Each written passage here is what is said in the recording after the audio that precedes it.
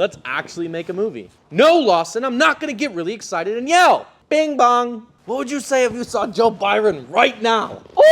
Ooh! When it comes to great storylines, there's always just one character that doesn't quite get the credit that he or she deserves.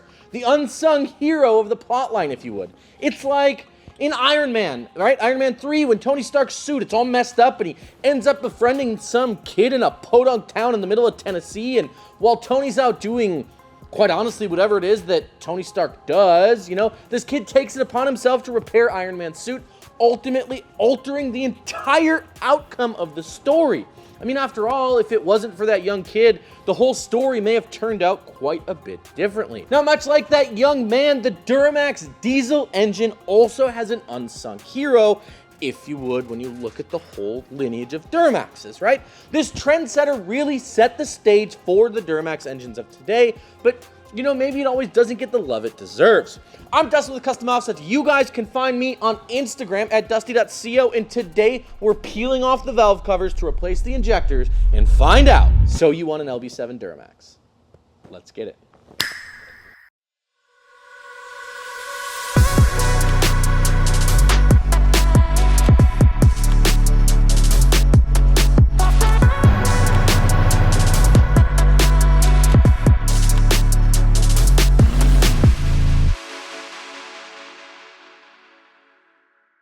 Now, I know we say it all the time here at Custom Offsets, but when it came to the LB7, size really did matter. Introduced in 2001, the LB7 Duramax diesel engine was a beautiful little baby from the partnership between General Motors and Japanese engine manufacturer Isuzu, right? They just now kiss. See, after the failed 5.7 liter diesel,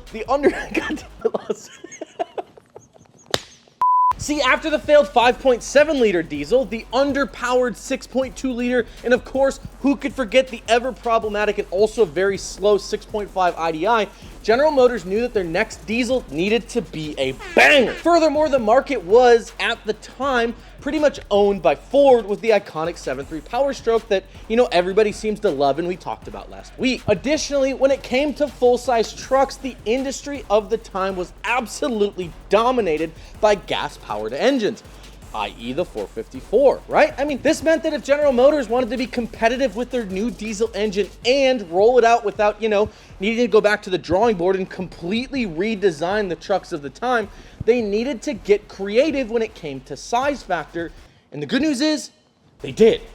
To date, the LB7 is the fastest developed diesel engine in the world, going from concept to actual production in just 37 months. This included a ton of R&D when it came to the overall size of the engine, as it's quite a bit more difficult to fit a diesel engine into the same form factor to that of a gas engine, simply because all the extras that need to be attached to the diesel, like a turbo and intercooler, an injection pump, and all of that good stuff. To combat this, General Motors and Isuzu stuffed a ton of the engine components into the actual valley of the engine or between the two cylinder heads on top of the block. Additionally, to save space, General Motors attached the oil cooler directly to the left side of the block, further adding to the LB7's compact size. The good news is that, for the most part here, it worked. Hitting the streets in 2001, the LB7 would come out swinging like a white girl at a T-Swift concert, making 300 horsepower and a staggering 500 pound-feet of torque, which was enough to take the crown on paper over both the Cummins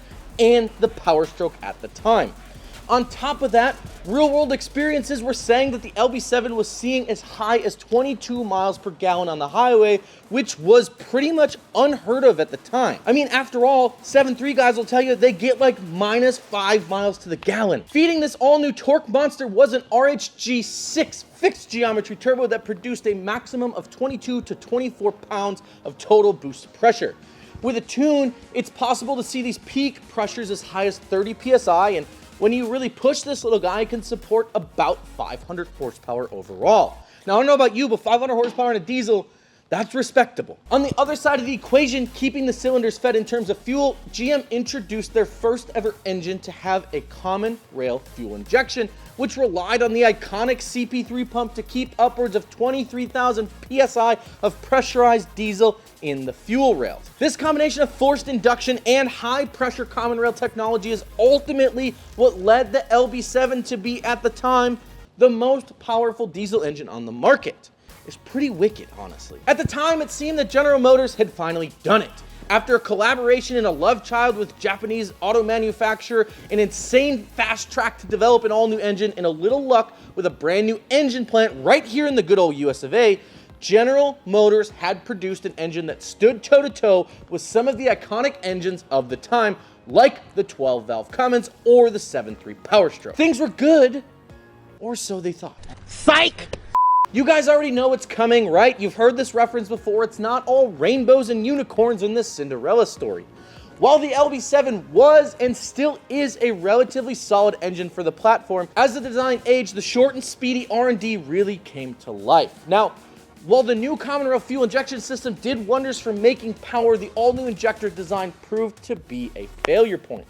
So much so that General Motors actually acknowledged the design flaws and issued an updated injector design for the trucks. Additionally, they offered a massive warranty for these new injectors to make sure that customers were happy. Specifically here, we're talking about the injectors literally cracking, leaking, the ball seat deteriorating because ultra low sulfur diesel fuel is cool for the environment and all, but sulfur is lubricant, and when you don't have that in your diesel fuel, it tends to wear stuff out. And in extreme cases, this can cause diesel fuel to leak into the crankcase and then mix with the oil, which, if you know, you know, this is bad news bears.